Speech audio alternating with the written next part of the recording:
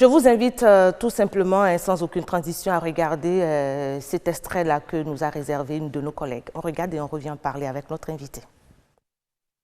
La population s'y met pour produire, mais sur le terrain, il n'est pas loin de constater que les populations sont laissées pour compte, les producteurs surtout. À des moments donnés, il n'y a pas de produits, des intrants à suffisance, ou bien la manière dont les intrants doivent être utilisés, il n'y a pas un accompagnement au niveau du gouvernement. Les producteurs sont laissés pour compte et chacun fait à sa manière, ce qui fait que ça porte un coup au niveau du rendement. Nous devons avoir une uniformisation des prix. Si le Nigeria est en train de prendre à 500, il faudrait que le Bénin aussi prenne à 500. Si le Togo est à 400, que le Bénin aussi soit à 400. Donc je crois avec ça, nous n'allons pas chaque fois envoyer nos produits vers l'extérieur. Si le recensement national de l'agriculture arrivait à terme, cela pourrait permettre au gouvernement d'avoir une idée réelle sur les superficies emblavées au niveau de chaque culture, que ce soit le maïs, le soja, les produits vivriers comme les produits de rente. Et comme ça, les prévisions au niveau de la production, le rendement qu'on pourrait obtenir au niveau de chaque culture, et maintenant la consommation nationale, c'est-à-dire la consommation locale, et ce qui serait maintenant destiné à l'exportation. Je pense humblement que nous pouvons, si le secteur est bien organisé et bien maîtrisé, on peut mieux s'en sortir. Je souhaite que dans d'autres pays, comme cela se passe, où on organise des gens par coopérative, pour qu'on sache, en matière de soja, voilà la superficie que l'on a emblavée, voilà la quantité que l'on attend. Au niveau du maïs, voilà ce que nous avons cultivé, voilà ce que nous attendons au bout du compte. Sans qu'il n'y ait pas cette organisation, nous n'allons pas savoir ce que produit le Bénin et ce que le Bénin a à vendre à l'extérieur. Voilà, c'était donc cet extrait réalisé par Marcel Bettoro qui installe le troisième plateau, le monde agricole de ce soir, et nous parlons de mise en marché des produits agricoles. Et le défi, c'est de pouvoir trouver les meilleurs créneaux, les bonnes issues pour se faire quand même une bonne maille à la fin. Bonsoir, Monsieur Djibril Azansi. Bonsoir, madame.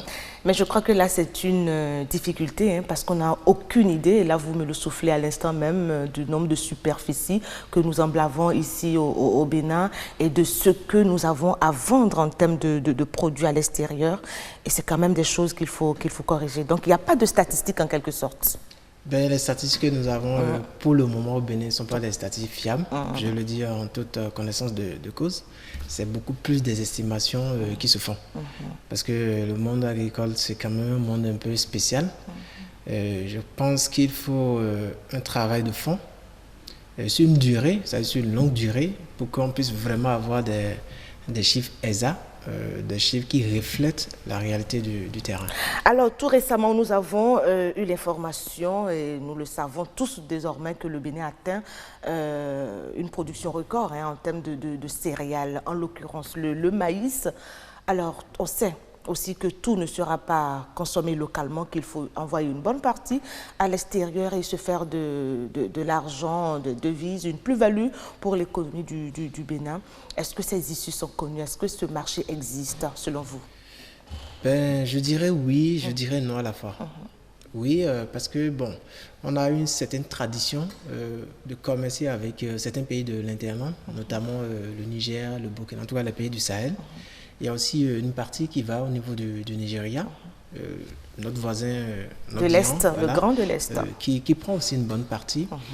À l'interne, il y a aussi une bonne partie qui est consommée. Bon, il y a quelques unités de transformation qui consomment aussi une bonne partie de ce qui est produit localement.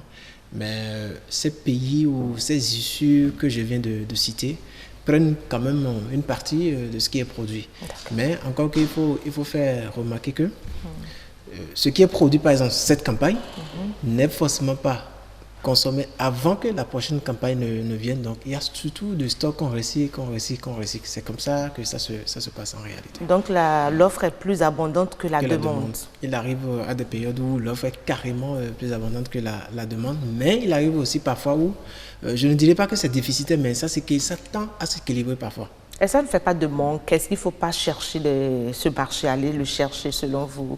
Est-ce que c'est du ressort des producteurs? Dites-nous un peu comment ça devrait se faire. Ben, la recherche de marché, je crois que c'est un travail de tout le monde. Ça concerne aussi bien le producteur que tous les autres acteurs qui sont dans la chaîne de production. Également, les pouvoirs publics.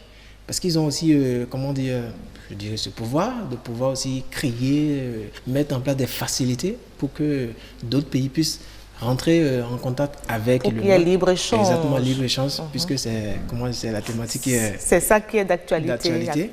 Donc, il y a ça qui peut se faire, chez nous, au Bénin. Je crois que dans d'autres pays, ça se fait dans d'autres pays. L'État se porte garant et crée quand même les conditions, facilite, je dirais, les échanges avec d'autres pays qui ont ces besoins aux produits que nous avons. Si c'est le cas, par exemple, du maïs, il y a d'autres pays qui sont en déficit.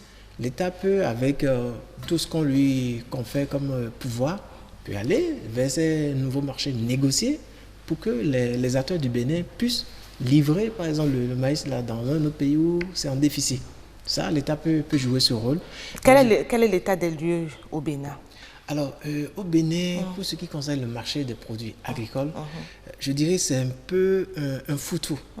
Je m'explique pourquoi je dis c'est un foutou. Ce n'est pas aussi organisé que cela.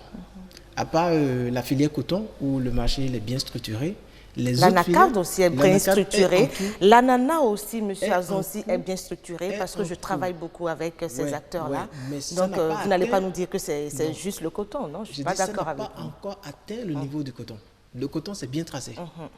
L'ananas, l'anacarde que vous venez de citer, l'organisation n'a pas encore atteint la maturité du marché, par exemple, du coton. C'est de ça que je parlais tout à l'heure. Alors, hormis ces produits qu'on vient de citer, le maïs, le soja et les autres, ça reste encore à faire. C'est-à-dire le marché pour ces produits que je Mais c'est en termes de priorité que ça se joue, en fait. Je crois que chaque gouvernement, enfin, essaie quand même de choisir ce qu'on appelle les filières phares, selon lui. Et c'est en fonction de ça qu'il essaie de prioriser. Je crois que l'une des filières phares aussi, ce sont les produits carnés. On peut en parler maintenant.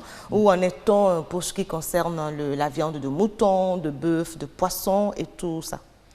Pour ce qui concerne le marché des produits carnés, comme vous étiez en train de l'évoquer là, c'est vrai, ce n'est pas un peu comme ce qui vient c'est-à-dire ce qui est importé. Ce qui est importé, on connaît bien le circuit de distribution, tout ça.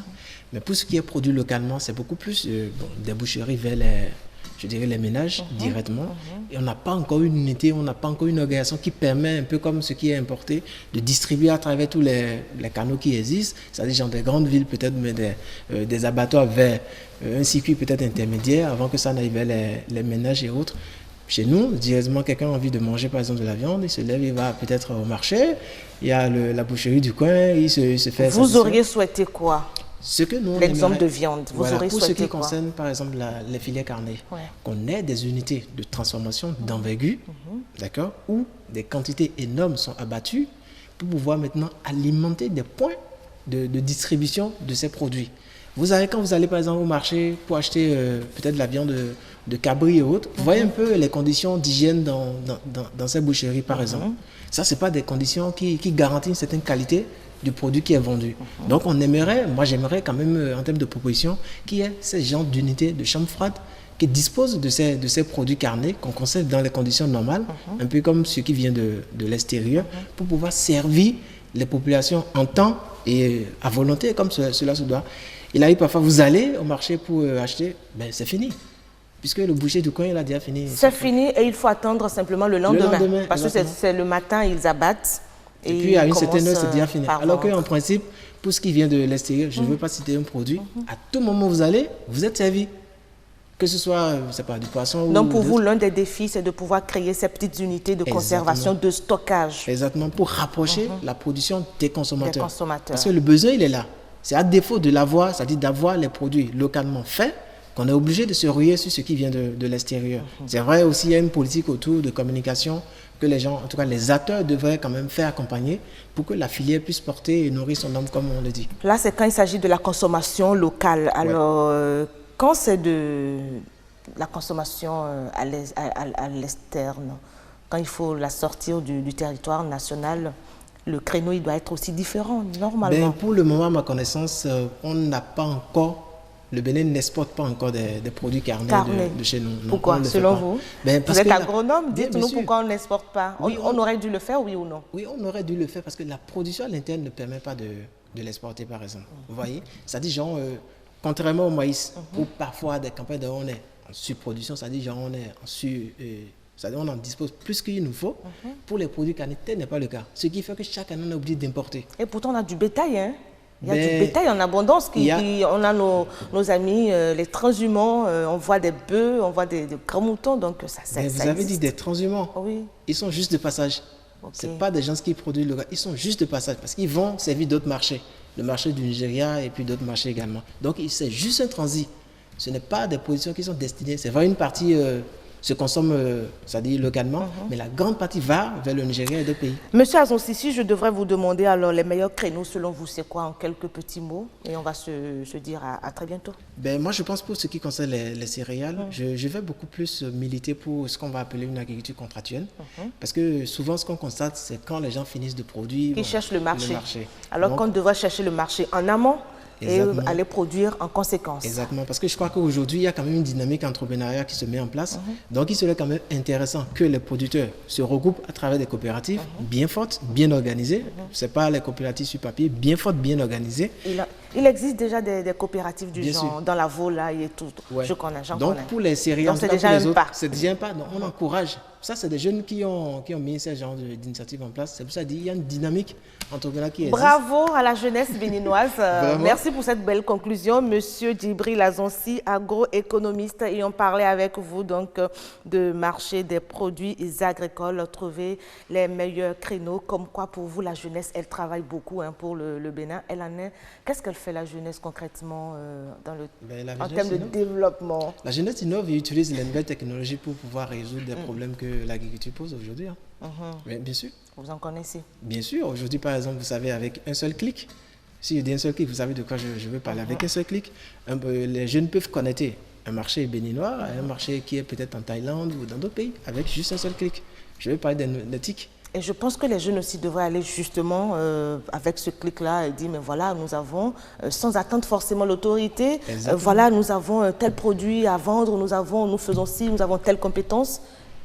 Moi, je pense qu'il faut que les politiques apprennent, c'est-à-dire aux jeunes, à découvrir autrement l'agriculture. Parce que pour le moment, c'est perçu comme étant un métier salissant, un truc où très peu de personnes y vont.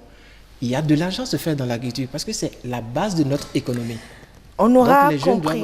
doivent forcément apprendre à connaître le secteur agricole, à mettre jeunesse, vous avez compris, allez donc à la découverte, à l'assaut du secteur agricole. Il y a plein de richesses à l'intérieur. Merci encore une fois, Monsieur Djibril Azonsi.